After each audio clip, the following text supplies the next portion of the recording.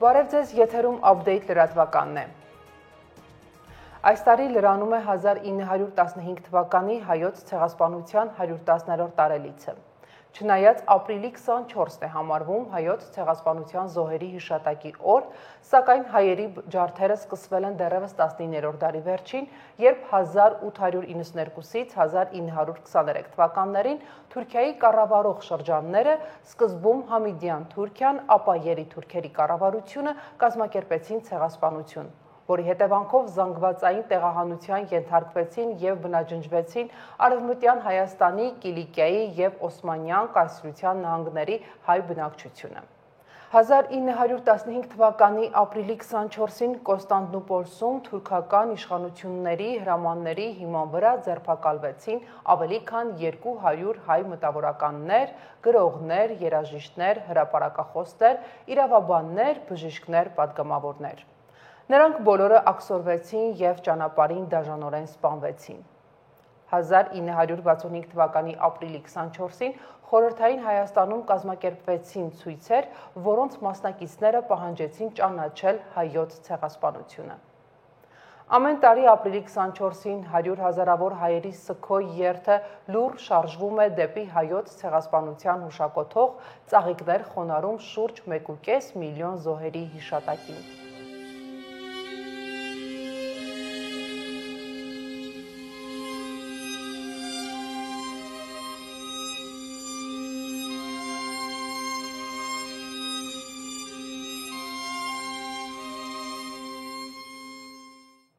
Հայաստանի Հանրապետության բարձրագույն ղեկավարությունը հայոց ցեղասպանության 110-րդ տարելիցի կապակցությամբ այցելել է Ծիծեռնակաբերդի հուշահամալիր հարգանքի տուրք մատուցել Մեծ Եղեռնի 1,5 միլիոն զոհերի հիշատակին։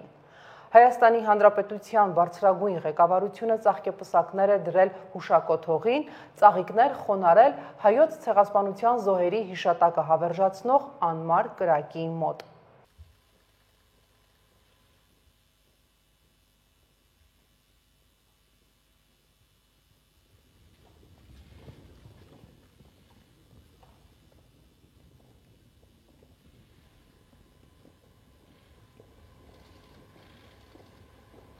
Հայաստանի Հանրապետության վարչապետ Նիկոլ Փաշինյանը ավելի վաղ ուղերձով է հանդես եկել հայոց ցեղասպանության 110-րդ տարելիցի կապակցությամբ։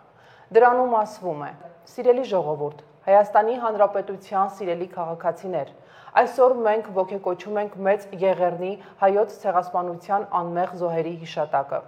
ովքեր զոհ գնացին 1915 թվականից ահագնացած կոտորածներին և զանգվածային տեղահանություններին։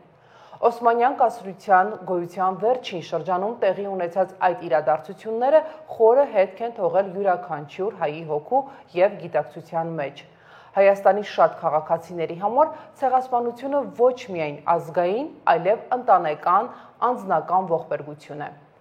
Այս ողբերգությունը վերապրելը վերջին ավելի քան մեկ դարյա մեր ազգային օրակարգի առանցքային հարցերից է, անկախ նրանից, թե որքանով է ձևակերպված եղել որպես այդպիսին։ Այս օրակարգի շուրջ կառավարության և անձամբ իմ մտորումներն ու մտածումները հանգում են հետևյալին. զարգացած, ինքնիշխան, անվտանգ, այսինքն սահմանազատված և սահմանագծված սահմաններով Հայաստանի Հանրապետությունն է Մեծ Եղեռնի ողբերգությունը վերապրելու միջոցը մեր ժողովրդի բոլոր զոհողություններին և զոհերի մեր հավատարմության առհավատչյան։ Պետություն և պետական շահեր, Հայաստանի Հանրապետություն միջազգայինորեն ճանաչված տարածքով հարևանների հետ կարգավորված հարաբերություններով, բաց սահմաններով, խաղաղություն, աշխատանք, բարեկեցություն, ազատ և պաշտպանված քաղաքացի։ Ահա թե ինչը, ովքեր և ինչպես պիտի վառ պահեն Մեծ Եղեռնի զոհերի հիշատակը։ Ահա թե ինչպես պետք է վերապրենք Մեծ Եղեռնի ողբերգությունը։ Սիրելի ժողովուրդ, Հայաստանի Հանրապետության սիրելի քաղաքացիներ, մենք գնում ենք այս ճանապարհով, որովհետև այսպես ենք վերածնում այն ուղերձը, որ մեզ հղում է պատմությունը։ Այսպես ենք վերածնում ձեզնից յուրաքանչյուրի Հայաստանի Հանրապետության յուրաքանչյուր քաղաքացու սրտի տրոփյունը, որ չի հեռարձակվում ոչ մի հեռուստատեսությամբ, չի արտահայտվում ոչ մի սոցիալական ցանցում, բայց լսելի է ձեր քվեում Հայաստանի Հանրապետությունում ձևավորված կառավարող մեծամասնությանը, լսելի է անձամբ ինձ։ Այս ճանապարհով գնալը լավատեսության կամ հոռետեսության հարց չէ, այլ առաքելության, ապահովելու Հայաստանի Հանրապետության մեր հայրենիք պետության հարատևությունը եւ անցնելով դաժան փորձությունների ու ողբերգությունների միջով մենք վաստակել ենք այդ հնարավորությունը եւ այդ հնարավորությունը բաց պիտի չթողնվի։ Ու համոզված եմ, մենք ժողովուրդն ու նրա ընտրած կառավարող թիմը բաց չենք թողնի այս հնարավորությունը հանուն մեր նահատակների եւ հանուն մեր սերունդների։ Փառք նահատակներին եւ կեցցե Հայաստանի Հանրապետությունը։ Վարչապետ Նիկոլ Փաշինյանը երկրի բարձրագույն ղեկավարության հետ այցելել է Հայոց ցեղասպանության թանգարան ինստիտուտ, որտեղ բացվել է փաստագրելով հանցագործությունը Հայոց ցեղասպանության ականատես վավերագրողները խորագրով ժամանակավոր ցուցադրությունը նվիրված մեծ Եղեռնի 110-րդ տարելիցին։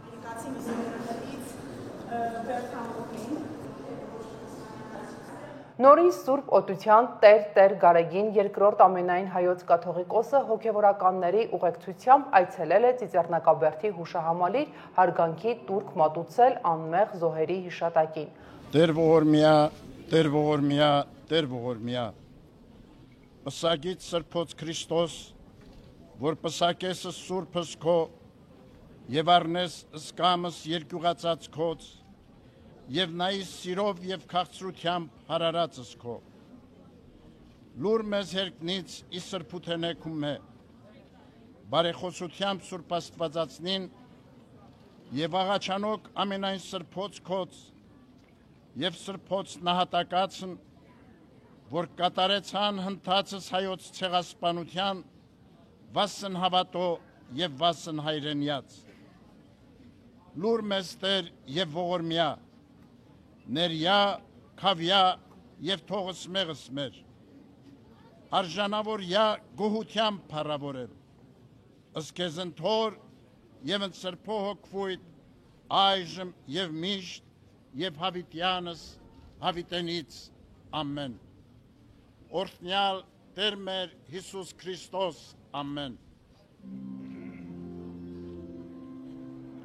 Նորից Սուրբ Օտություն Տեր Գարեգին երկրորդ ծայրագույն պատրիարք եւ ամենայն հայոց կաթողիկոսի հանդիսապետությամբ միացնաէջ մայր տաճարում մատուցվել է Սուրբ եւ անմահ պատարագ։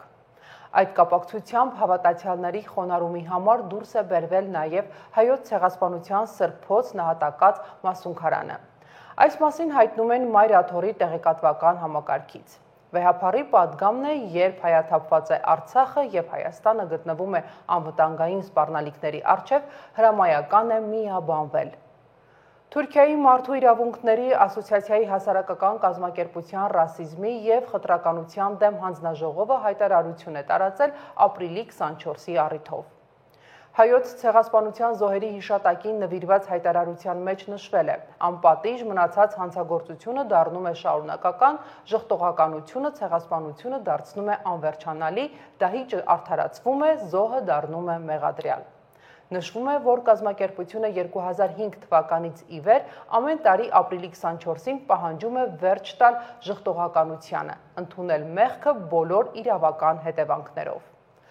Ասոցիացիան նաև դատապարտել է Թուրքիայում հայոց ցեղասպանության կազմակերպիչներ Էնվերի, Թալյաթի եւ Ջեմալի հերոսացումը, որը ըստ կազմակերպության հրահրում եւ բորբոքում է ռասիզմը։ Ասոցիացիան նաև վստահություն է հայտնել, որ քանի դեռ Թուրքիան ժխտում է Օսմանյան կայսրության իրականացրած ցեղասպանությունը, երկրում անընդհատ արյունահեղություններ տեղի կունենան։ Թուրքիայի հայ համայնքին ուղերձ է հղել Ռեջեփ Էրդողանը։ Կիսում եմ անցյալում հայ համայնքի ապրած ցավը։ Միաժամանակ հավատացած ենք, որ անցյալի հիշողությունները չպետք է գերության մեջ պահեն ներկան եւ ապագան։ Նրանք, ովքեր փորձում են վերհանել թշնամանքը եւ խաթարել մեր միջև կառուցած ամուր կամուրջներն ու կապերը, չեն հասել իրենց նպատակներին, նշել է Թուրքիայի նախագահը։ Էրդողանը հավելել է Թուրքիայի մշակութային, քաղաքական, տնտեսական եւ կրթական եւ սոցիալական կյանքում արժեքավոր ներդրում ունեցող հայերի, ինչպես նաեւ մյուսների խաղաղությունը, անվտանգությունը եւ բարեկեցությունը Անկարայի առաջնահերթությունն են։ Վարչապետ Նիկոլ Փաշինյանն ընդունել է Ամերիկայի հայ ավետարանչական ընկերակցության պատվիրակությանը նախագահ Գարի Ֆիլիպսի եւ գործադիր տնօրեն Սերժ Փուչակչյանի գլխավորությամբ։ Վարչապետը ողջունել է Ամերիկայի հայ ավետարանչական ընկերակցության կողմից Հայաստանում իրականացվող հումանիտար բնույթի ծրագրերը և հայտնել կառավարության աջակցությունը դրանց արդյունավետ կյանքի կոչման գործում։ Նիկոլ Փաշինյանին են ներկայացվել սոցիալական, առողջապահական, կրթական, գյուղատնտեսական բնույթի ծրագրերը, որոնց ընթացքի մեջ են և առաջիկայում նախատեսվող մյուս ծրագրերը նույնպես։ Գարի Ֆիլիպսը և Սերժ Պուչակչյանը շնորհակալություն են հայտնել կառավարությանը համագործակցության և ծրագրերի առաջմղման ուղղությամբ աջակցության համար։ Մեր հանձնառությունն է կերտել համախմբված, ուժեղ ու խաղաղ Հայաստան, հիմնված անցյալի դասերի վրա և միտված դեպի կայուն ապագան։ Հայաստանի Հանրապետության ազգային ժողովի նախագահ Ալեն Սիմոնյանն ուղերձ է հղել հայոց ցեղասպանության 110-րդ տարելիցի կապակցությամբ։ Դրանում ասված է. Սիրելի հայրենակիցներ, ապրիլի 24-ը մեր ազգային հիշողության ծանր ու տխուր օրերից է։ Այս օրը մենք ոգեկոչում ենք 1,5 միլիոն անմեղ հայերի հիշատակը, որոնք պարզապես հայ լինելու համար դարձան ցեղասպանության զոհ։ Հայոց ցեղասպանությունը պատմության խոր վերք է, որն այսօր էլ հնչում է արդարության ձայնով։ Մեր հանձնառությունն է կերտել համախմբված, ուժեղ ու խաղաղ Հայաստան, հիմնված անցյալի դասերի վրա և միտված դեպի կայուն ապագան։ Մենք չենք մոռանում տեղի ունեցածը, բայց չենք էլ ցանկանում, որ հիշողությունը դառնա միայն ցավի ու սգո աղբյուր։ Այն պետք է մեզ դարձնի առավել վճռական ու հեռատես մեր հետագա քայլերում։ Խոնարհվում ենք բոլոր նահատակների հիշատակների առջև և նորովի պարտավորվում պաշտպանել մեր պետականությունը, արժևորել խաղաղությունը և արժանավայել ապագա ապահովել մեր սերունդների համար։ Հավերժ փառք անմեղ զոհերի հիշատակին։ Հայաստանի Հանրապետության արտաքին գործերի նախարարությունը հայտարարություն է տարածել հայոց ցեղասպանության 110-րդ տարելիցի կապակցությամբ։ Դրանում ասված է. Այսօր հայոց ցեղասպանության 110-րդ տարելիցին հարգանքի տուրք ենք մատուցում և ոգեկոչում ցեղասպանության հետևանքով նահատակված 1,5 միլիոն հայերի հիշատակը։ Օսմանյան կայսրության գոյության վերջին շրջանում հայ ժողովրդի մի զգալի հատված,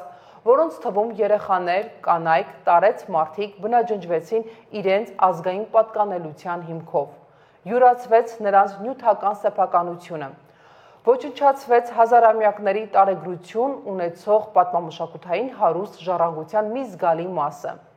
Հայոց ցեղասպանության նման ոճրագործությունները կանխելու հրամայականի գիտակցումներ նաև, որ հանգեցրեց ցեղասպանության հանցագործությունն իրավաբանորեն սահմանելու անհրաժեշտությանը, որը դրսևորեց ցեղասպանության հանցագործությունը կանխարգելելու և պատժելու մասին 1948 թվականի ՄԱԿ կոնվենցիայի ընդունմամբ։ Այդուհանդերձ մեծ եղեռնը ցավալիորեն ոչ միայն չմնաց 20-րդ դարի մարդկության դեմ ուղղված վերջին ոճրագործությունը, այլև ատելության, ռասայական և էթնիկ անհանդուրժողականության հիմքով նոր զանգվածային հանցագործությունների շարունակում ենք ականատես լինել նաև 21-րդ դարում։ Հայաստանը շարունակում է ակտիվորեն ներգրաված լինել այն նախաձեռնություններում, որոնք միտված են նման հանցագործությունների միտումները վաղ շրջանում հայտնաբերելուն, դրանց արագ արձագանքելուն, կանխարգելելուն և այդ հանցագործությունները բացառելուն։ 2015 թվականին Հայաստանի ջանքերով ՄԱԿ-ի միջազգային օրերի ցանկում դեկտեմբերի 9-ն ամրագրվել է որպես ցեղասպանության հանցագործության զոհերի հիշատակի ու արժանապատվության և այդ հանցագործության կանխարգելման միջազգային օր։ Ի շարունակություն նախորդ տարիներին ընդունված բանաձևերի 2024 թվականի ապրիլին ևս ՄԱԿ Մարդու իրավունքների խորհրդի 55-րդ նստաշրջանում կոնսենսուսով ընդունվել է Հայաստանի ներկայացրած ցեղասպանության կանխարգելում բանաձևը։ Այս բոլոր ջանքերն ուղղված են նրան, որ այլևս երբեք կարգախոսից վերածվի իրականության։ Հայաստանի Հանրապետությունն այսօր հիշում է անցյալը և նայում ապագային, ձգտելով գալիք սերունդների համար կառուցել խտրականությունից և բռնությունից զերծ հանդուրժողականության, հարգանքի, մարդու իրավունքների պաշտպանության և խաղաղության արժեքների վրա հիմնված միջավայր։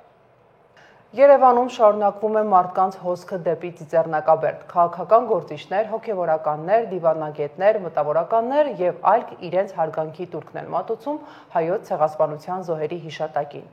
Այնտեղ էր նաև մեծանուն կոմպոզիտոր Տիգրան Մանսուրյանը, ով զրուցել է լրագրողների հետ։ Այսօրը սուրբ օր է ամբողջ զոհերը իրենք սրբադասված են մեր եկեղեցուից, ուրեմն բացի այդ, իմ ընտանիքի ողբերգության անցած ճանապարհն է ծնողներիս, հորս եւ մորս, եւ հետեւաբար մեր ընտանիքի օրգանական մասն է այս ամբողջը։ Ես այս գիտակցությամբ եմ գալիս այստեղ։ 110 տարի առաջ սկսվեց հայոց ցեղասպանությունը։ Այսօր ապրիլի 24-ին ոգեկոչման ազգային օրը հիշենք բոլոր զոհերին եւ կենթանի պահենք նրանց հիշատակը։ Այդ մասին X-ի իր միկրոբլոգում հայերին գրառում է կատարել Ֆրանսիայի նախագահ Էմանուել Մակրոնը։ Շարունակենք գործել մարդկության անունից, հանուն ճշմարտության եւ արդարության, գրել է նա։ Փասադենայի քաղաքապետ Վիկտոր Գորդոն հրապարակել է հայոց ցեղասպանությունը ճանաչող հռչակագիրը, ընդգծելով, որ ընդհանուր մարդկային պատմության այս էջը երբեք չպետք է մոռացվի։ Փասադենայում մենք միասնական ենք մեր հայ եղբայրների եւ քույրերի հետ։ Մենք հարգում ենք զոհվածների հիշատակը եւ մենք վերահաստատում ենք մեր հավաքական պատասխանատվությունը խոսել ճշմարտությունը, պայքարել ժխտողականության դեմ եւ ապահովել, որ նման վայրագություններն այլևս երբեք չկրկնվեն։ Թող այս հիշողությունը լինի ավելին, քան անցյալի արտացոլումը։ Թող դա լինի արդարության, կարեկցանքի եւ հարատև խաղաղության վրա հիմնված ապագա կառուցելու կոչ։ Քաղաքային խորհրդի անունից ես 2025 թվականի ապրիլի 24-ը հռչակում եմ Փասադենա քաղաքում հայոց ցեղասպանության հիշատակի օր, նշել է քաղաքապետը։ Ապրիլի 24-ին քաղաքում տոնական միջոցառումներ չեն նախատեսվում ի հիշատակ իրադարձությունների։ Փասադենայի հայ համայնքը սկսել է ձևավորվել 20-րդ դարի սկզբին։ Մինչև 1923 թվականը քաղաքում կար մոտ 2500-ից մինչև 3000 հայ, որոնցից շատերը մազապուրծ էին եղել ցեղասպանությունից։ Հայաստանի Հանրապետության վարչապետի մամուլի քարտուղար Նազելի Բաղդասարյանը փոխանցել է վարչապետ Նիկոլ Փաշինյանի վերաբերմունքը ապրիլի 23-ին հայ դաշնակցականների կազմակերպած ջահերով երթի ժամանակ Թուրքիայի եւ Ադրբեջանի դրոշների այրման առնչությամբ։ Ինչպես է վերաբերվում վարչապետ Փաշինյանը այն փաստին, որ հայ դաշնակցականների կազմակերպած ջահերով երթի մասնակիցները հերթական անգամ այրեցին Թուրքիայի եւ Ադրբեջանի դրոշները։ Հարցին վարչապետի մամուլի քարտուղար Նազելի Բաղդասարյանը պատասխանել է. Վարչապետ Փաշինյանը դատապարտում է այդ գործելակերպը, այն համարելով անպատասխանատու եւ անընդունելի։ Միջազգայինորեն ճանաչված պետության, առավել ևս հարևան պետությունների դրոշների այրումը պետության ղեկավարի կողմից չի կարող այլ վերաբերմունքի արժանանալ։ Դա սադրիչ եւ հրահրող գործելակերպ է։ Միևնույն ժամանակ վարչապետ Փաշինյանը դատապարտում է Ադրբեջանի զինված ուժերի կողմից Սյունիքի մարզի Խոզնավար գյուղի բնակելի տան ուղղությամբ արձակված կրակոցները, Ադրբեջանի զինված ուժերի կողմից հրադադարի ռեժիմի խախտումները եւ Ադրբեջանի իշխանություններին կոչ է անում քննության առնել այդ դեպքերը եւ հանդես գալ պարզաբանումներով։ Հայաստանի Հանրապետության մարդու իրավունքների պաշտպան Անահիտ Մանասյանն ուղերձ է հղել հայոց ցեղասպանության 110-րդ տարելիցի կապակցությամբ, որում ասված է. Այսօր քաղաքակիրթ աշխարհը ոգեկոչում է 20-րդ դարի առաջին ցեղասպանության մեծ Եղեռնի սուրբ նահատակների հիշատակը։ Անցյալ դարասկզբին Օսմանյան Թուրքիայում ապրող հայերը ենթարկվեցին կազմակերպված զանգվածային ոճրագործությունների, դաժան սպանությունների, բռնի տեղահանության ու անմարդկային տանջանքների։ Չնայած շարունակաբար կատարելագործվող կառուցակարգերին, մինչ օրս չեն վերականգնվել իրենց հայրենի տնից բռնի տեղահանված եւ անմարդկային տանջանքների ենթարկված անձանց իրավունքները։ Պետք է նկատի ունենալ, որ այսպիսի արարքների անպատժելիությունը ցավալիորեն ծնում է նոր հանցագործություններ։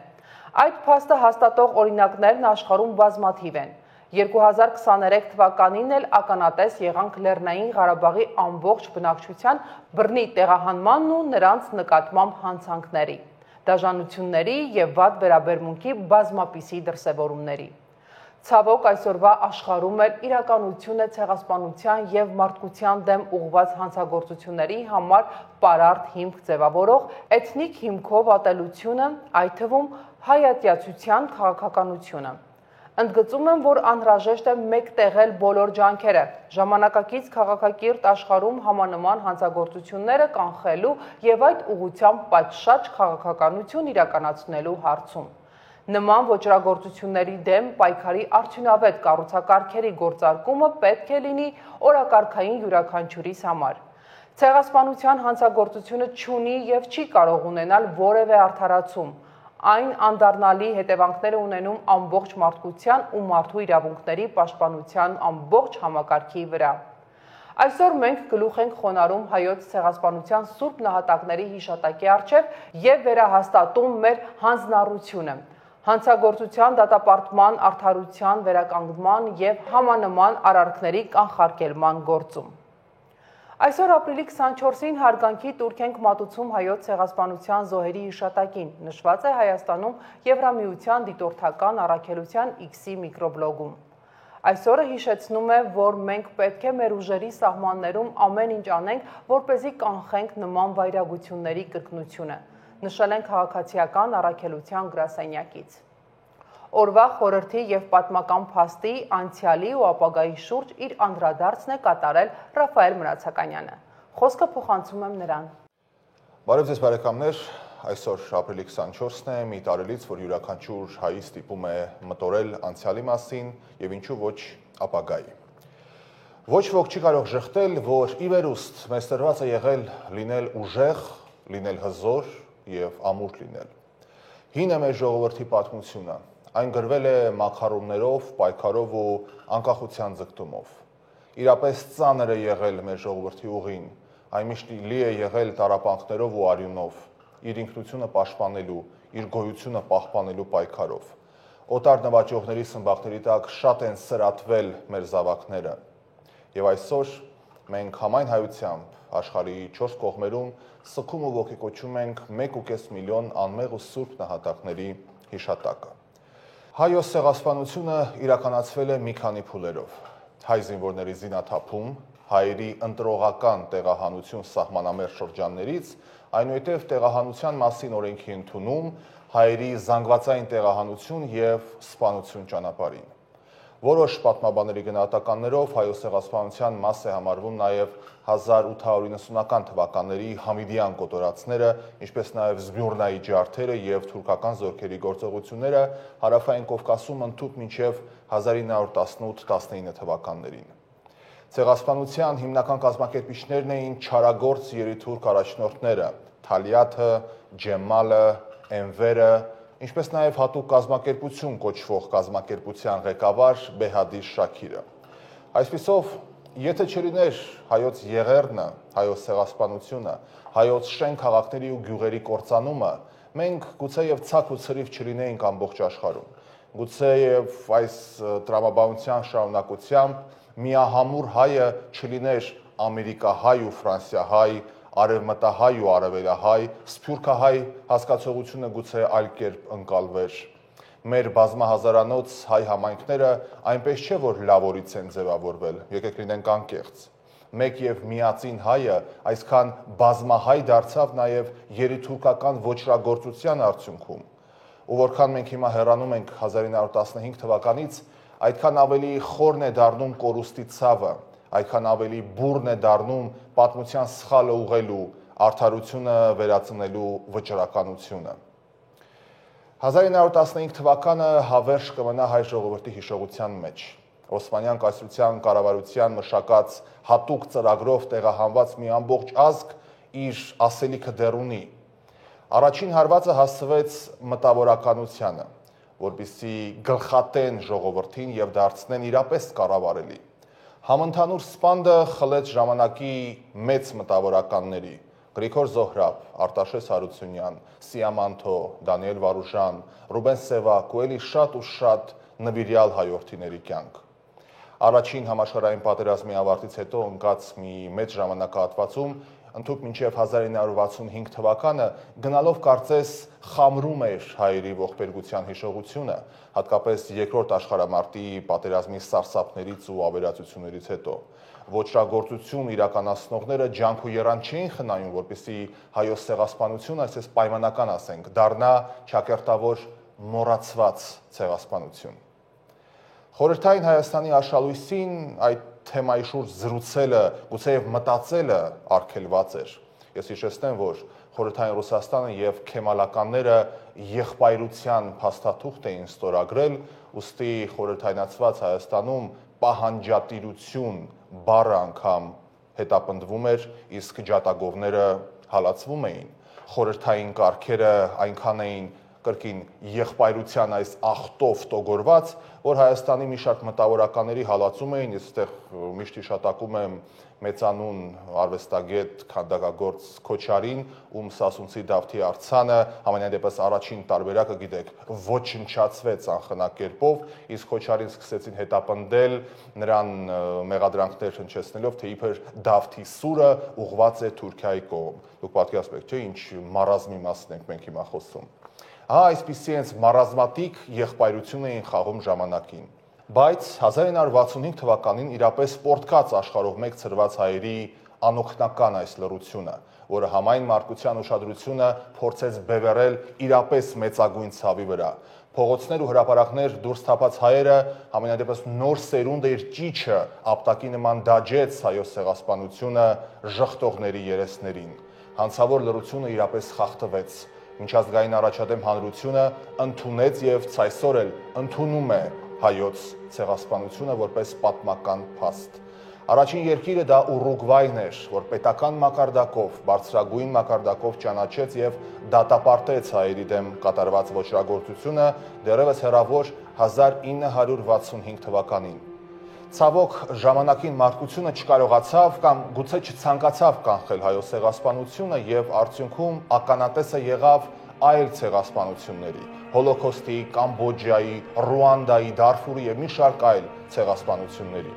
Մարդկության անտարբերության, լռության հետևանքով ցեղասպանության եւ հայրենազրկման տեղահանման հանցավոր քաղաքականությունը շարունակվեց։ Արցախյան պատերազմը դրա վառ օրինակն է։ Հազարավոր զոհեր, հազարավոր վիրավորներ, կորսված կյանքեր, հաշվանդամներ, գերիներ, կորսված հայրենիք, մշակութային եղեռ։ Մեծ եղեռնից անցել է 110 տարի։ Ինչ է փոխվել, կհարցնեք դուք։ Դե, կարծում եմ ոչինչ։ Ուստի պետք է դաս քաղենք։ Ուստի մենք պիտի դաս քաղենք առաջին հերթին։ Մենք մեր երկրի իրական տերը պիտի դառնանք, ոչ թե աշխարհին ստիպենք, որ դատապարտի կամ որևէ մեկին պատժի, այլ մենք պիտի այնպիսի վիճակում հայտնվենք, մեր պետությունն ու պետականությունը այնպիսի զարգացվածության մակարդակի պետք է հասցնենք, որ մենք երաշխավորենք, այլևս երբեքը ոչ թե ապավինենք ուրիշներին, ոչ թե լինենք ինչ-որ մեկի ձեռքի խաղալիքը, որ մեզ պաշտպանի, հարկ եղած դեպքում էլ զոհաբերի մեզ հանուն իր քաղաքականության։ Մենք մեր միասնական ուժով մեր պաշտպանն ու ապավենը պիտի դառնանք, այլ երկ պարզապես չկա։ Եվ բարձրաձայն այս մտորումներս ուզում եմ ավարտել երջանկահիշատակ իրապես մեծանուն մտավորական Պերճ Զեյթունցյանի պատգամով։ Հայ մարդ, եթե ուզում ես թուրքից վրեժ լուծել, նրա քթի տակ պետք է կառուցես այնպիսի երկիր, որտեղից ոչ ոք, ոչ մի հայ չի ցանկանա հեռանալ։ Մտածեք այս ուղղությամբ։